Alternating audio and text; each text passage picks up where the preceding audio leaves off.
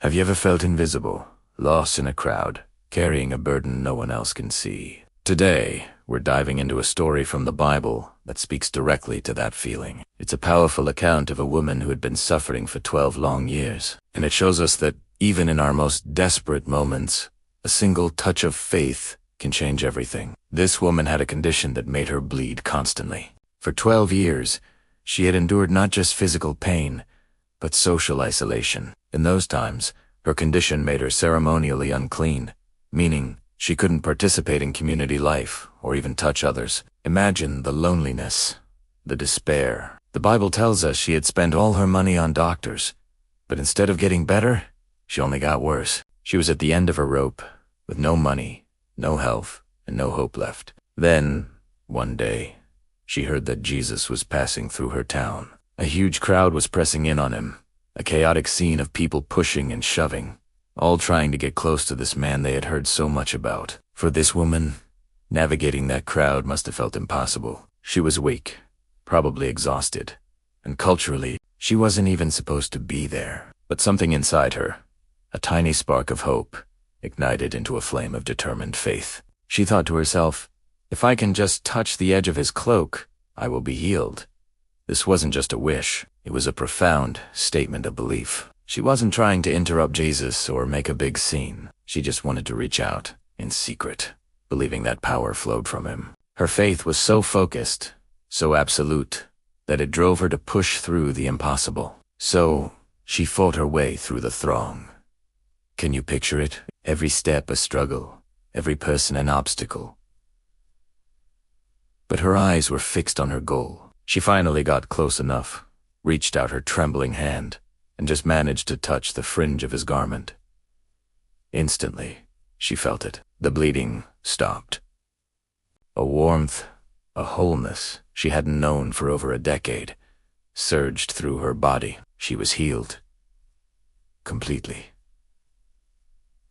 In that single, anonymous moment, her 12-year nightmare was over. She probably wanted to slip away quietly, her miracle a secret held close to her heart. But Jesus stopped. In the middle of this bustling, noisy crowd, he turned and asked, "Who touched me?" His disciples were confused. "Master," they said, "the people are crowding and pressing against you, and you ask, 'Who touched me?'" It was a logical question. Everyone was touching him. But Jesus knew this touch was different. He said, "Someone touched me. I know that power has gone out from me." He felt the deliberate pull of faith. This wasn't an accidental bump. It was an intentional act of desperation and belief. He was looking for the person whose faith had connected with his divine power. The woman, realizing she couldn't hide, came forward. She was trembling with fear, but also with awe. She fell at his feet and, in front of everyone, declared why she had touched him and how she had been instantly healed. The secret was out. Her private pain and her private miracle were now public. And what was Jesus' reaction? Was he angry that she had touched him while she was considered unclean? No. He looked at her with compassion and kindness. He didn't just acknowledge her healing. He affirmed her faith. "Isaitu, her daughter, your faith has healed you. Go in peace," he called her. "Daughter," he restored her dignity, welcomed her back into the community, and gave her not just physical healing, but peace for her soul. He made it clear that it wasn't magic in his cloak that healed her. It was her faith that activated God's power. She wasn't just a recipient of a miracle. She was a participant in it. This story is so much more than a historical account of a healing. It's a message for you and me, right here, right now. How many of us are dealing with our own 12-year issues? Maybe it's not a physical illness. Maybe it's a hidden struggle with anxiety, a long-standing family problem, a financial burden that feels like it will never end, or a secret pain you've never shared with anyone. Like this woman, you might feel like you've tried everything. You've sought advice. You've worked hard. You've spent your resources.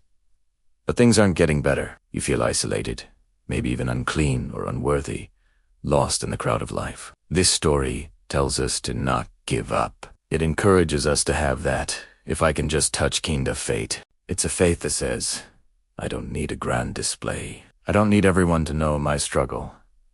I just need to get to Jesus. It's about pressing through the obstacles, the doubts, the fears, the opinions of others to reach out to him. Notice that her faith wasn't perfect. She was afraid, and she tried to do it in secret. But it was active. She didn't just sit at home wishing she could be healed. She heard Jesus was near, and she did something about it. Faith is a verb. It requires action, even if it's just one small, trembling step. And Jesus' response is key. He doesn't just heal us and move on. He stops for us. He sees us, even when we feel invisible. He wants to have a personal encounter with us. He wants to look us in the eye and say, "Your faith is seen. You are valued. Go in peace." His healing is holistic. It's for our bodies, our minds, and our spirits. So, whatever you're facing today, I want to encourage you to bring it to Jesus. You don't have to have it all figured out. You just need to believe that he has the power to make you whole. Reach out to him in prayer. Push through the noise and distractions of your life and focus your heart on him.